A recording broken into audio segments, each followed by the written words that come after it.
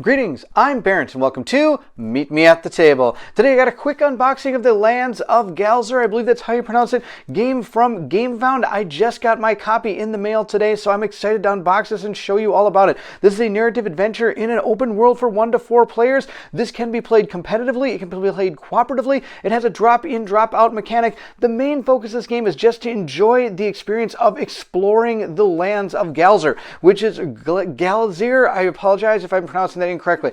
I'm pretty excited for this game due to the fact that I'm a big fan of open world adventure games. I'm a huge fan of the Seventh Continent games of that nature, so this is right up my alley. This is a full GameFound all-in pledge. So I've got my map, or my, I guess you could call it the play mat. I've also got a dice thing here. I should have an extra set of dice and some card sleeves. Maybe they're in this box. We'll find out. I'm going to open it up, see what's inside, and if you're excited to see what there is, then I need you to meet me at the table.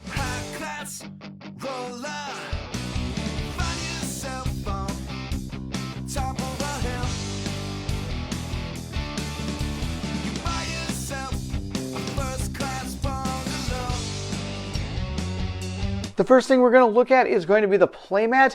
The interesting thing about the playmat does have numbers down here, so I'm sure cards are going to be able to hit the board and be able to adjust how this world lives.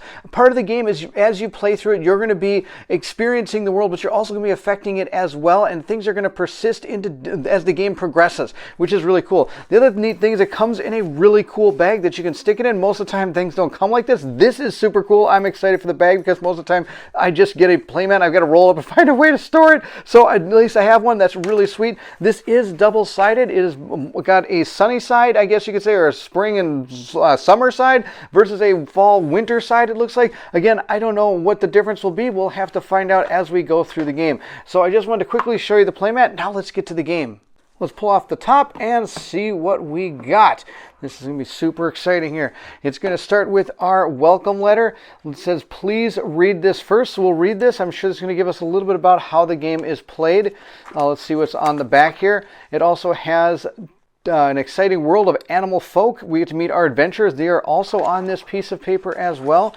Then we can enhance our gaming experience with the other parts of the game. These are all different add-ons.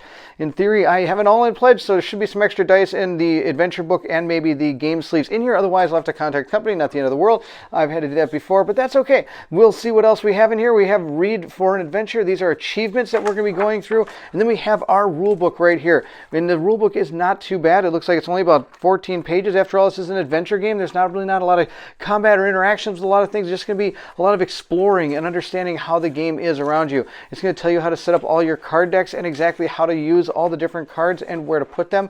You do have dice. There are going to be some dice checks for certain things, which are going to be pretty sweet.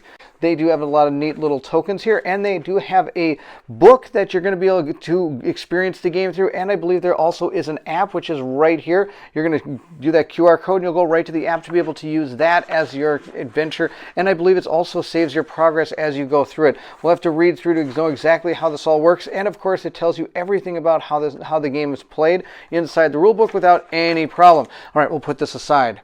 Moving into the box, we do have our travel guide here, an inspiring guide to the prestigious regions of Galzyr. Learn more about the most famous attractions and spend an unforgettable vacation. So you have this neat little travel guide here that's probably going to tell you about all the different places that are in this world, which is pretty neat. We can meet the author. That's awesome that they actually have the author in here. That's so good. And it tells you a little bit about the land. That's pretty awesome. Then we have our dividers for all of the different cards and a whole bunch of other things in here. Let's take a look. The first thing we have are card dividers that are going to be able to divide up our cards so it'll be easier to find as we play through the game. There's 1 through 100, and we also have ones for, I believe, each of our characters or people we decide to use in the game. I don't think you have to use all 4. You can use whatever you want to enjoy the game. My fears are relieved. We do have the journal right here. My card sleeves are here as well, along with our extra dice set. So if anybody has their copy and are wondering where these are, they actually are found in this box, which is going to be fantastic. I'm excited. Really cool to have a neat little journal to keep track of things. The journal does have a neat little tail that you can keep your progress saved in here, and it has a lot of different places you can write some stuff down for each of the people that are in here, and maybe some of their accomplishments and things along the way so you can know what happens. We've even got a neat little picture at the end. How about that? That's pretty cool. All right, we'll set that aside. And of course, we've all seen card sleeves, so we know what those look like. We're going to put those aside. We don't need to worry about those, and we're going to continue on with the unboxing. The next thing we have is our punch boards, mainly taken up by our player boards. And these rings, these are going to track your gold. That is going to be put right here. You're going to see the number appear in here. It has tags for each explorer. They're all different. These are going to affect potentially some of the cards or skills you're going to be attempting to do. This is your skill ring here, and you're going to be placing down different markers that are going to cover up different parts of this to give you, to let you know what skills you're good at and hopefully get advantage on those type of skills. I believe you can only have 4, but you can have 2 in a single place. And during the game in certain places, you can change those up. Also, we have an inventory down here where you can hold certain things. There are 4 different characters. We got more Boomer, which looks to be a polecat. We have a lizard.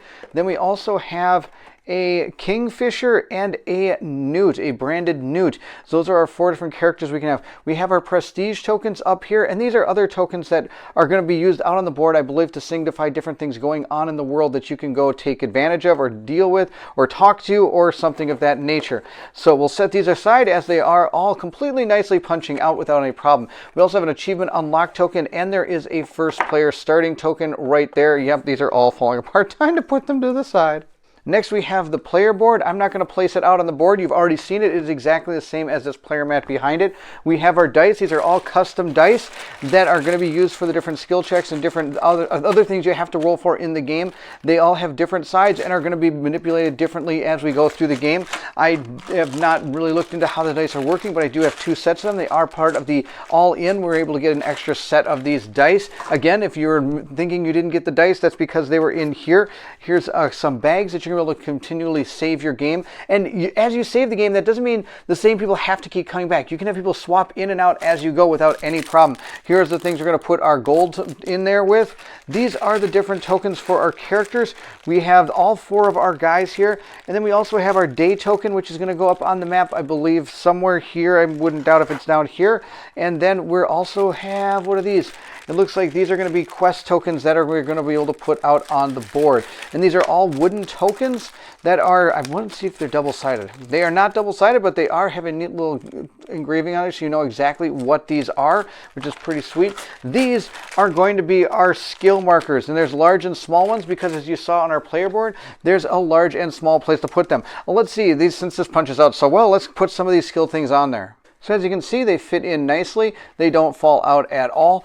I don't know exactly what this character starts with. I just put some random ones in there so just to show you what it looks like when it's all put in there. They look pretty sweet. I like that a lot. I think that's kind of cool. It gives it a nice little flavor for the character. I think that's kind of neat how these all fit in there. The last part of the unboxing here is going to be all these cards. Now, I don't know how many of these cards I'm going to be able to show off, as this game is more of an adventure and exploration thing. But since it is, I'm going to show at least one of each of these cards. What's the chances of that really spoiling too much for somebody? I will say that there is not an adventure book here. The game does have an app companion that you can use that will use all the different parts of the game as you play through it. It'll then be passed around to all the different players in order to keep the game fresh. It shows right here that our book of adventures is going to give people a story.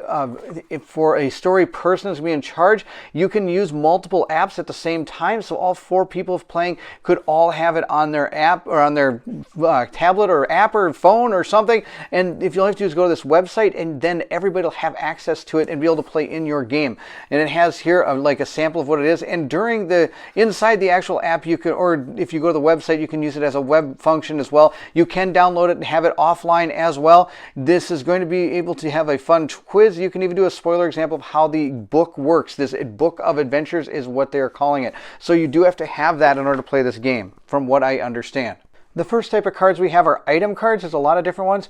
They are numbered up here, so I'm sure as the game goes on, it's going to tell you to draw card number 13, and then you'd get this ladder that would be able to be used in the game, and you're going to get extra successes for trying to climb or convert up to 2 of these into 2 of those. You could convert 1 of these into 2 of those by, of course, standing on the ladder and looking better. And of course, it does come with a little flavor text. It's easier to spot what you're looking for by standing up high, obvious to any folk on the shorter side. side. So that is one of these. I think this is going to be how much it's going to cost. That's just my guess.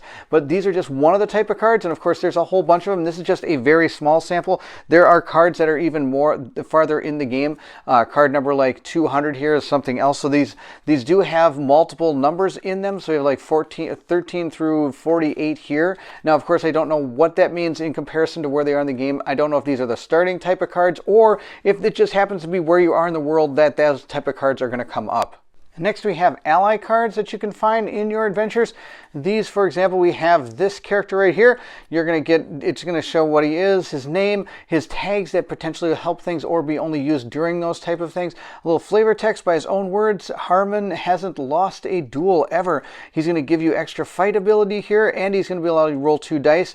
You discard after 5 times is how I believe this is going to work.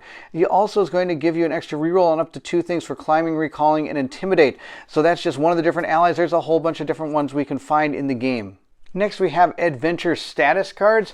These are things that are status cards that could be physical, mental, or other states that could temporarily affect you in the game. You can never have the same one twice, but I don't know, there's a whole ton of them. I don't know how many times you're going to get the same one. But for example, we could potentially get this one, which would be shocked. And after, we can discard after 3 times, but for all that time, we are stunned and weary. So if those tags ever come into play during what we're working on, I'm sure you get something detrimental. It says, in skill checks, you cannot use your skill marks matching the check. Oh no, that's terrible. And there's a whole ton of these, as you can see. Of course, there's multiples of each because you can have multiple characters can have different ones or the same ones, but your character cannot have the same one twice. If you ever do get the same one twice, then what will happen, for example, if we get shocked, we would reset that timer and you'd start again needing 3 timer to get rid of this particular one. Of course, there's other reasons, other things you can get. Some of them might be good. For example, vigorous, I'm sure, is a good one, which is going to help you out. So there's all different kinds of statuses. Not only do we have statuses, but location can have statuses as well. For example, we have a shipwreck status here. You have 4 time in order to try to deal with this particular status in a certain place when you put it down on the map or when it tells you to draw this into an area. And it says here, crashed into the rocks, the ship's hull is beyond repair. The crew is trying their best to rescue the floating cargo from the water. So we can approach the wreck. That could be something we can do. And it looks like it's going to be some type of quest or some kind of a check or something we're going to have to deal with.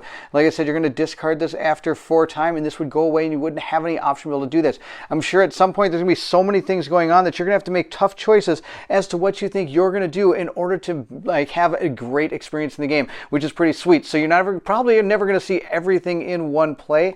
You're going to only see what you can see during that play. There is a spot in the book that tells you exactly how to reset this game back to 0. This is not a legacy game. You are not destroying anything. So you can reset this game and replay it again, being able to go completely in different directions and have a completely new experience. And since you can have statuses and places can have statuses, so can the entire world. Here's, for example, some global statuses that can be taking place.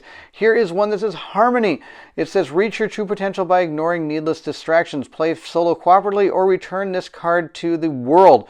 And there's a gathering thing with unlimited amount of time. The amount of players, 8, 7, 6, 5. Equals, I believe, how many, we'll have to see how this all works. But there are statuses for the globe itself. So it's neat that not only players areas, but also the world gets these to be able to change things out as well.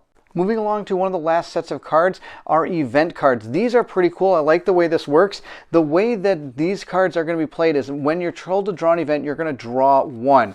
You're going to flip it over, and if you notice here, it has a whole bunch of different things with all different types of numbers. So whoever's the storyteller at this point would then start at the top, and if any of these are going to be able to take effect, then that's the one you're going to read for that event. So for example, say I did not have this person, but my character was in the forest, the person would read that, and I would have to deal with whatever that is from the actual story app. And who knows, maybe it might be good, it might be bad, we don't know. But every one of these is completely different.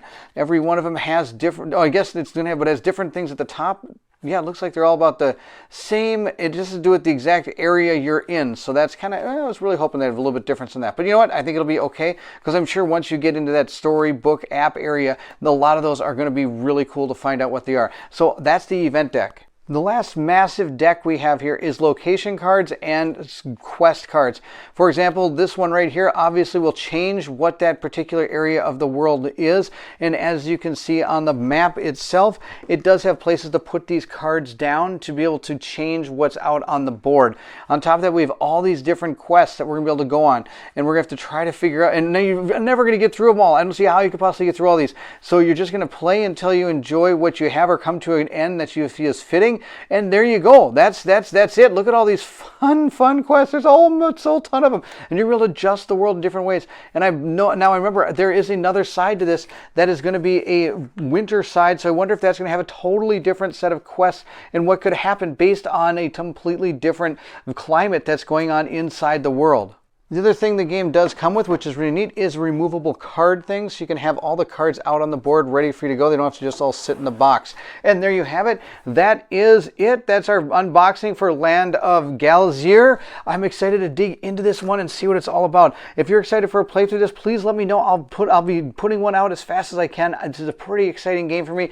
I've been waiting for this for a while. This one's going to be super fun because I'm just excited to experience the world that they have built inside this box. This is going to be super cool. If you did enjoy the unboxing, don't forget to like, subscribe, and hit that bell symbol so you know when more content comes out. Also, please feel free to leave anything in the comments below. I would love to hear from everyone. If you're interested in supporting the channel, the link to my Patreon is in the description of this video, and those that are already Patreon supporters are shown here on the screen.